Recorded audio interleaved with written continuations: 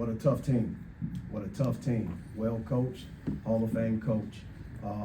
When we scheduled our scheduling, we wanted to play teams that had opportunities to win their conference. My former teammate Shante Leggins was able to get this job at Eastern Washington years ago. His first head coaching job, he's now the head coach at Portland. And I've watched that program close, very close, very, very close. And the success that they've had in the last, let's say, 8 years has been tremendous. Now you bring in a Hall of Fame coach, the person who kick-started Gonzaga. You don't get credit for it, but he kick-started Gonzaga. Tremendous team. I thought our guys did a great job responding after the 12-4 start. And it just showed our character. It showed our character top to bottom. We made some tweaks. And I thought our guys was able to execute the game plan essentially for a full 30 minutes. In the second half, like good teams, we knew they would go on a run.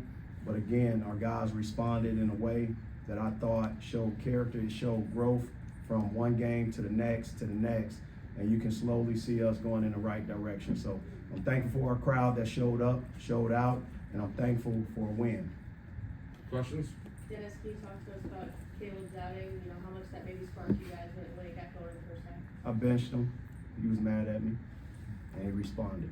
It's just that simple. We hugged and made up, but I benched him.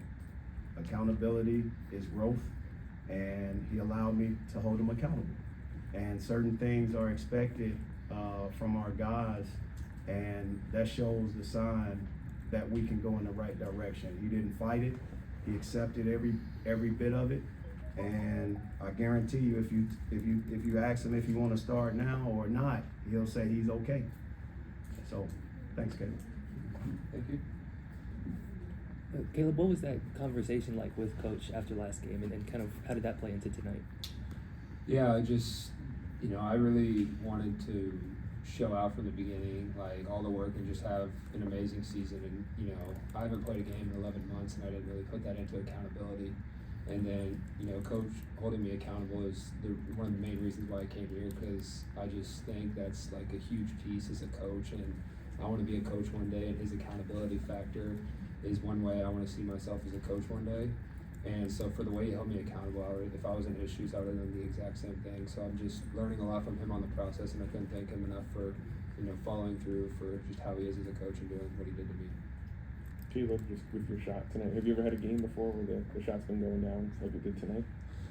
Yes, but I would just credit Coach Gage, really just telling me to Credit your teammates. I ain't pass you the ball. Well, I gotta credit you first. Credit him.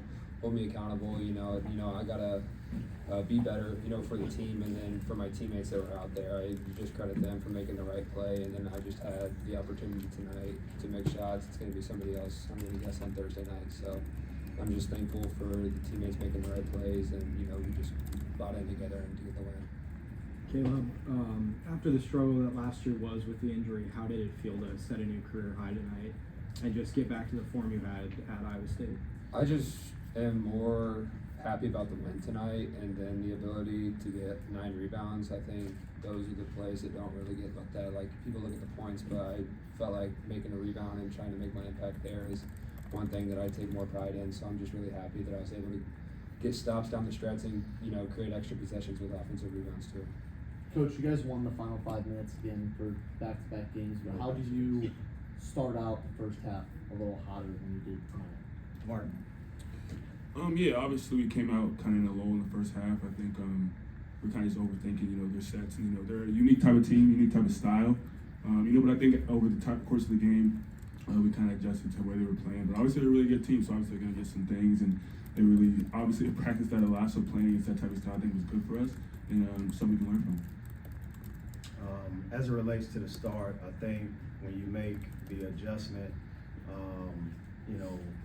from a standpoint of having high hands, making passes, or operation areas a little bit difficult, we pushed their offense further out on the court, on the perimeter. We were able to get deflections. It didn't give them the same passing angles that they had in the first half, so geometrically, you take away angles. The other part of it is you take away vision. They still scored 40 points in the paint. And it's from cuts. This is one of the best cutting teams in the country. and they play well. The energy that they put in the ball by moving it around is something that we'll continue to learn from as a program, but more importantly, it put pressure on our defense from the weak side because like Mark said, it's a lot of unique patterns. They went to a lot of post touches for their guards and they found cutters. And whenever you have that form of initial offense, it puts pressure on the basket. I thought we did a better job of not having empty possessions. Those empty possessions meaning we get stops and then we try to make a home run play and turn it over. I thought our guys settled in and they connected in a certain way. They didn't allow the run to frustrate them, and they grew and they grew and they grew. And I thought that was a sign of maturity, and I'm just thankful for those guys to be able to talk out and also respond a certain way that they did to close the game.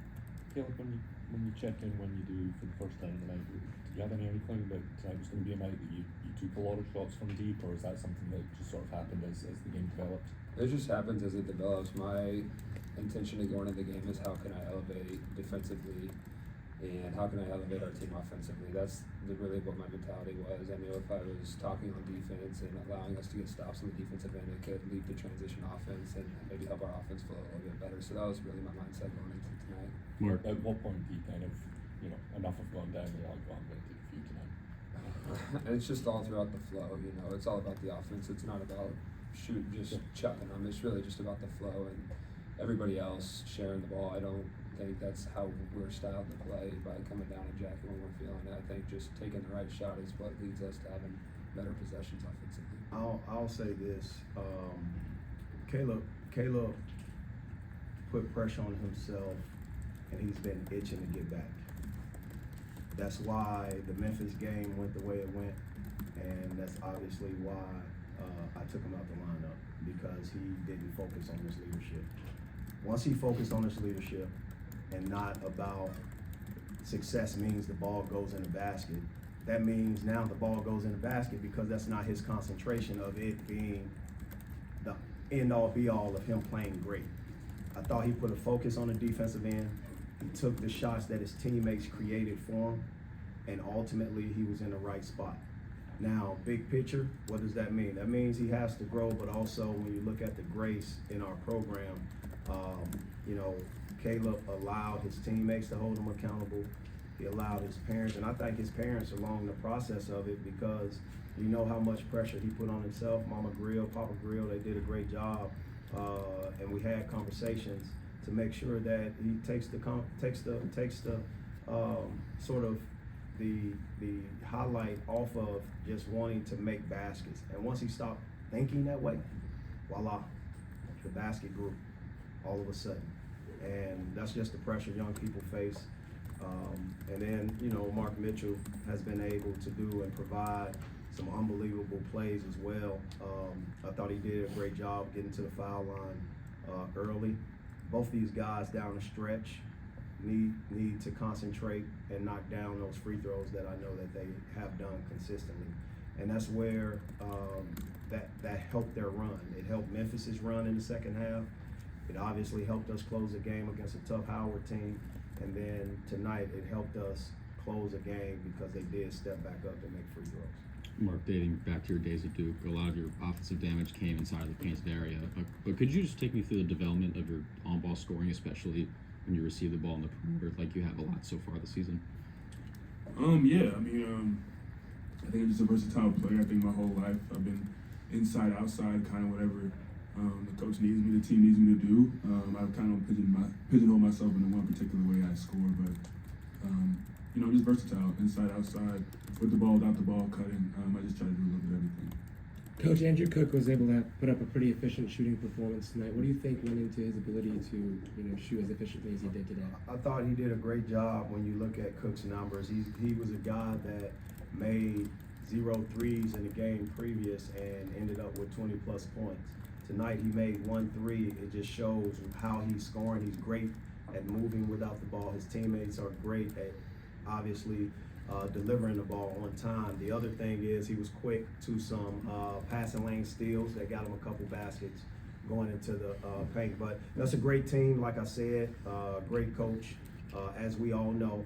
And I thought that was a NCAA tournament team that we played, and obviously I'm proud of our guys showing character and growth along the way.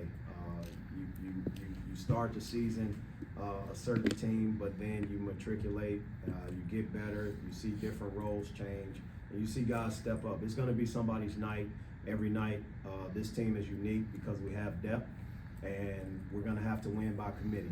And the magic word is unselfishness, and that's ultimately what we have to concentrate on when it comes down to wanting to go out there and play. Jacob Cruz, I thought Jacob Cruz gave us unbelievable minutes. Defensively, he got a couple steals.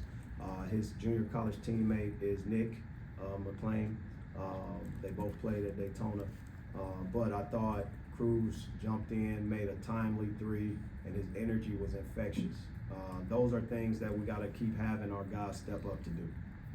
Coach Gates, no Trent Pierce tonight. What went into that decision? No Trent Pierce. As it relates to the minutes, I thought having either a big body, but also weak side defense was where they were killing us at. And I just wanted to go with the guys. I think Marcus Allen deserved the minutes he got, and I thought Jacob Cruz deserved those minutes. When I start to think about the game, you have to look back at practice and certain things like that. Once I saw that he wasn't going to get in the game in that first half, just because of the rotation, at that point, I kind of just focused on what I needed to focus on with the guys, and we closed the game with a certain group. One last question, Coach. Through 3 games, you've seen a defense that'll press you a lot. Tonight, some zone. Just what have you thought of the half-court offense and how they've responded to some of that through 3 games and 3 different opposing defenses? It's things we got to get better at, and it starts with me. I think when we have our next break after our Thursday game, that will be a week where we can install different things and now continue to stretch and work on execution. When games come as quick as they come, they have more time to prepare for us than we had to prepare for them. And when you have that on your schedule, you have to be able to go with the things that you've worked on versus just throwing new things at your guys. You don't want them to be paralyzed by the scouting report, and you just got to focus and fix things when the calendar allows you to fix. Just one more question, this gentleman right there. Thank you, I appreciate it. I feel for him with that cast on. I want to talk about the first half. You guys went on an 11-point run like 7 minutes into the game when you first went to the bench. Specifically, Anthony Robinson and Marcus Allen both made a really big impact defensively. Can you speak a little bit about how that got the team going? Those 2 guys, so Marcus Allen and Ant Robinson are 2 unique players. They both are tremendous defensively. Their defensive IQ is far beyond their offensive IQ. And when we recruited them, you have to understand those are the same plays that they made, whether it was AAU, 8 in the morning, they always jump into the ball. Defensively, they are doing the right things. And those are the things that uniquely show up when they just try to be themselves. I thought Ant allowed the offensive end to impact him a little bit where he took a couple fadeaways. But from a defensive perspective, those are 2 experienced defensive guys with high basketball IQs. I truly believe one of those 2 one day will be an SEC Defensive Player of the Year. That's how strongly I believe on their defensive end of the ball. But also their teammates. Their teammates were able to get in the right spots as well. But I'm gonna watch the film, look back at the things we need to work on. I'm sure there's a lot that we're still in the infant stages of this team, but also there's a lot of room to grow and a lot of room to get better defensively and offensively. So thank you guys. Thank you. Thank you. Thank you.